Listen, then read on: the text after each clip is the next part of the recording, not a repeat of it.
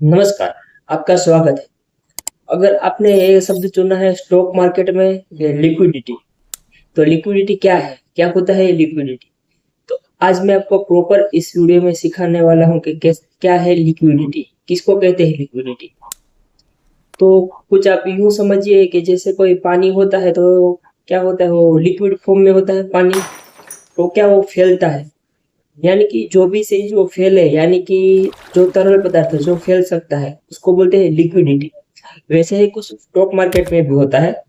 तो stock market में आप यूं समझिए, मान लीजिए कोई स्टॉक है, उस स्टॉक को कोई बायर होता है और सेलर होता है। यानी कि स्टॉक जब हम खरीदते हैं तो कोई बायर होता है और कोई सेलर होता है, कोई खरीदता है कोई बेचता है, यानी कि बायर सेलर।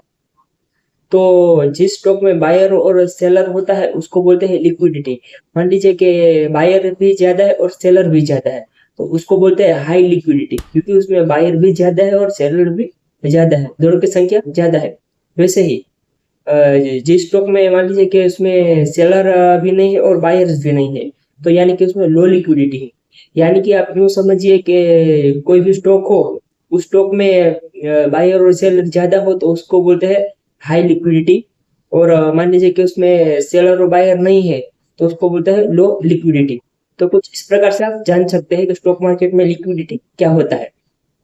तो स्टॉक में जितनी लिक्विडिटी ज्यादा उतना स्टॉक के लिए अच्छा होता है, और स्टॉक में जितनी लिक्विडिटी कम उतना स्टॉक बुरा होता है। स्टॉक में उतना इन्वेस्ट कम करना है। लिक्विडिटी का फॉर्म समझे तो आप इंट्राडे में ज्यादा लिक्विडिटी मायने रखते हैं, लॉन्ग टर्म में आपको फंडामेंटल एनालिसिस मायने रखता है।